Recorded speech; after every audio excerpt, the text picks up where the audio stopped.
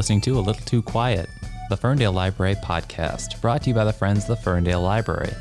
We've got an interview today with journalist and writer Joe Grimm, the author of the Faygo Book, and he's going to be here at the Ferndale Library on March 31st. It's something we like to do here at the library, bring you a chance to meet and greet with local authors as well as learn about some local history. And boy, does the Faygo Company in Detroit have a lot of history. Joe Grimm is a lifelong Detroit area resident, a 25-year veteran of the Detroit Free Press, and is a Michigan State University journalism professor. So Joe Grimm, can you tell me about the ways in which I think all of our adoration for this soft drink, Faygo, goes beyond flavor or nostalgia, but also in effect is sort of, I guess, this book that you wrote is sort of it's about a company's loyalty to the city. Can you talk about that? Oh, very much so.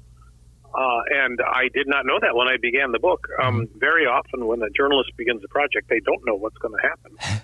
And I found so many supporting instances of Faygo being loyal to its employees. Yeah. Faygo being loyal to its neighborhood. Mm-hmm. Detroiters being loyal to Faygo, that it was just one of the themes that emerged. This is a company that is not well loved because the pop tastes good only, but because they appreciate the company. When everybody else was leaving Detroit, the Lions, the Pistons, Stroll, Verner's, Motown, Hudson's, Classic, when everybody was leaving, Faygo stayed. And Detroiters appreciate that. When I read your book, that's what stuck out to me most of all. I thought I was going to be learning about the magic behind this colorful soda drink, and then I realized, oh my gosh, it's so endearing. Well, it's kind of a history of Detroit with a spoonful of sugar. Yeah, so let's talk about what made you want to write this book. You call it a social history, and it's not in chronological order. No, I didn't want to write a chronological story because, well, chronologies restrict you. Yeah. I wanted to tell the story in a way that was loosely chronological, but I wanted to divide it up into topics. And I thought, what better way to divide up a story about a pop company than into a six-pack? And so I wound up with 6 themes that are followed, but they overlap each other. And I didn't want to jump out of one interesting theme to go catch up on something that was happening someplace else in the same year. So the themes for the chapters were, the first one was about how much we love Faygo. Mm-hmm. Then there was one about the ingredients in pop. I thought if we're going to write about pop, we ought to really get into the ingredients. Mm-hmm. We talked about the succession inside a family business, which is difficult very often. Mm-hmm. We talked about modernization, that is Detroit moving from its peak population into modern Detroit, which was a smaller Detroit and in many ways a diminished Detroit, and how did that affect Faygo? We talk about what could be the future. So I wanted to, and I almost forgot probably my favorite section about advertising. Oh, yes. I was out talking today, and so many people wanted to say something like, the black Bart, which way did he go? Remember when you were a kid? People were quoting these jingles from years ago and asking me if I knew about them. And, of course, I denied knowing about any of them. And then they were in the show. Oh, that's terrific. Now, do you think that you approached this as maybe, because the way it sounds like you structured it, it almost sounds like you approached it maybe like a big article. There's a headline, and then you had 6 subheads, and you're just... Well, funny thing, I talked about doing this book for a long time, and I got stuck because no one at Faygo would really talk to me. And so there I sat, grousing. And finally, I think somebody said, are you ever going to do that? And I thought, well, yeah, maybe I should do that. Somebody will. Maybe I should do it. And then one of my students at Michigan State University introduced me to the person who broke the logjam, Susie Fagenson, granddaughter of one of the founders. Well, now I had what I always needed, which was a source to tell me some of the stories. And then I confronted the thing that a lot of writers confront. Oh, my gosh, I think I'm going to be able to write a book. Well, how will I do that?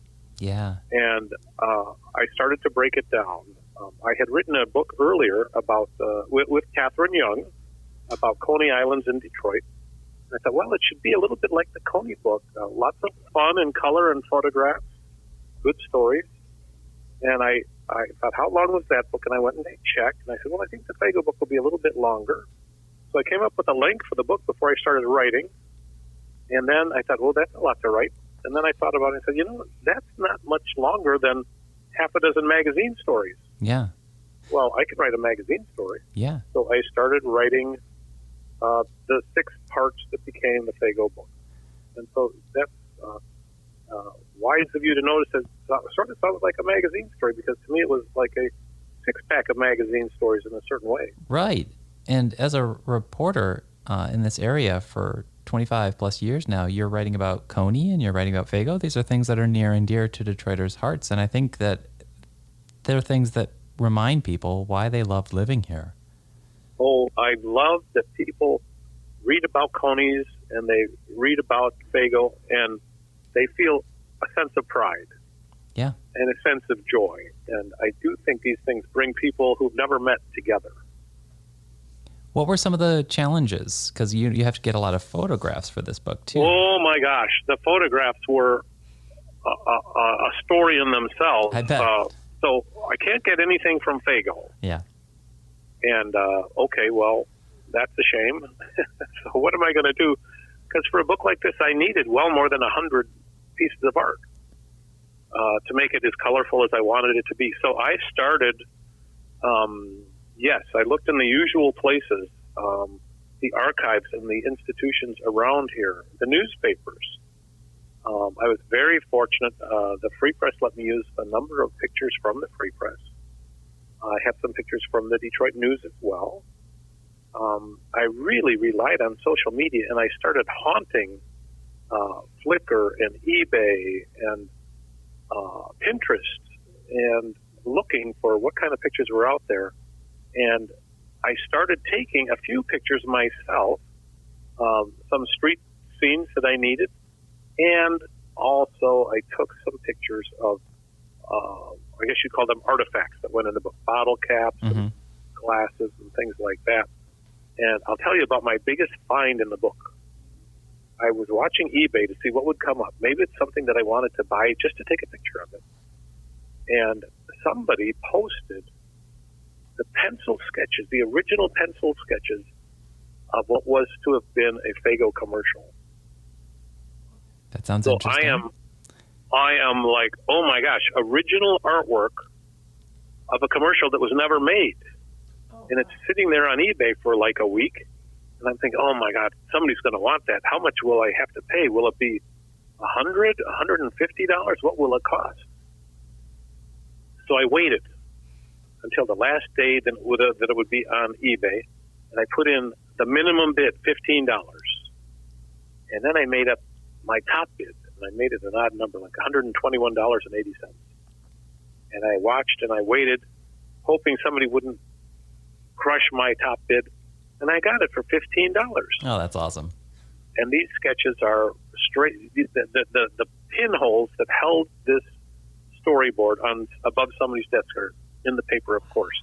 Wow. So I thought, this is a set of sketches for a commercial that not even the people at Faygo have seen. Wow. That answers my question of whether or not you made some particularly amazing discoveries. That has to be one of them. Well, some were just kind of fluky. I would find stuff online, and then I would have to track down the photographer and ask for permission. There's a picture in there of a guy with a big red pop bottle tattooed on his left forearm, and he signed it as Slacker. So I had to figure out who was Slacker. Okay. And there were pictures of an old Faygo advertising mural on the side of a store taken by a guy who called himself Nailhead. So I had to find Nailhead. A lot of characters here, Joe. Oh, yeah. And I tracked down Nailhead and got the story for the picture. Okay. And then I had to find, somebody posted a picture of the Michigan State University Marching Band, which plays the Faygo song. at practices, not in the stadium, but, warm-ups and practices. And that was taken by a person who wasn't using her real name either. And I eventually tracked her down to ask permission if I could use her picture. A lot of code names. Well, it was kind of challenging. Yeah.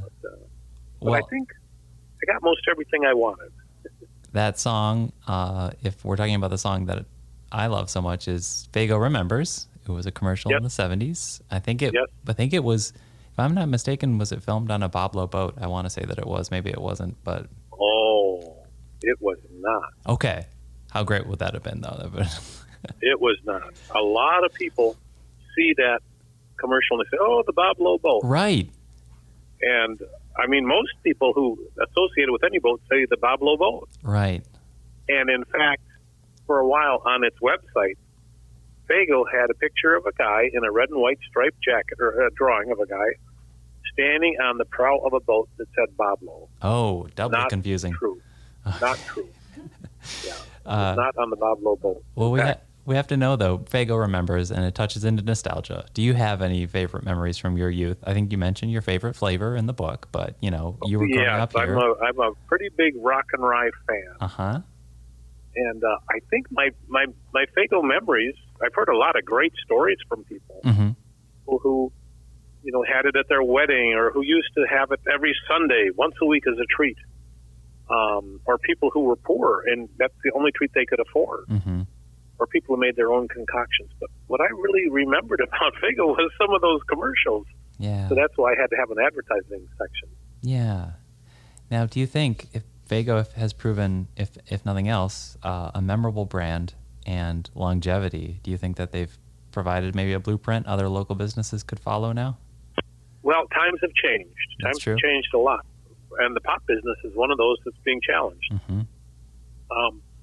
There has been a lot of consolidation in the pop business. We have very, very few pop companies. Pepsi and Coke seem to own just about everything. Mm.